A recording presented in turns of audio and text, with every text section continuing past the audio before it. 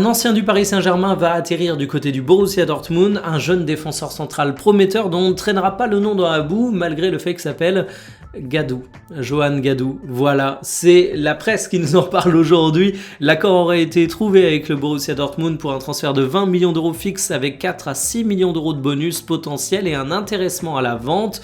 Et ça, c'est le genre de deal que tu fais quand tu crois énormément à un joueur, puisque au-delà du montant de transfert, il y a quand même beaucoup d'options qui sont mises sur le fait que le joueur va exploser. Ça peut se comprendre parce qu'un central de 19 ans qui a déjà 2 top saisons à Salzbourg, c'est une sacrée performance.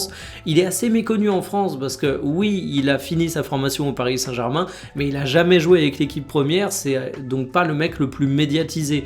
Il a également fait beaucoup de classes de jeunes du côté de l'équipe de France, mais il n'a pas non plus été avec les espoirs, donc c'est pas un mec qui est surmédiatisé, mais il a d'ores et déjà des qualités qui ressortent pas mal d'après les observateurs. C'est un joueur qui a un physique qui s'est développé malgré son jeune âge, il fait 1m95, ça ne l'empêche pas d'être relativement vif, d'être relativement intéressant sur toute la palette des qualités athlétiques que peut avoir un joueur de foot.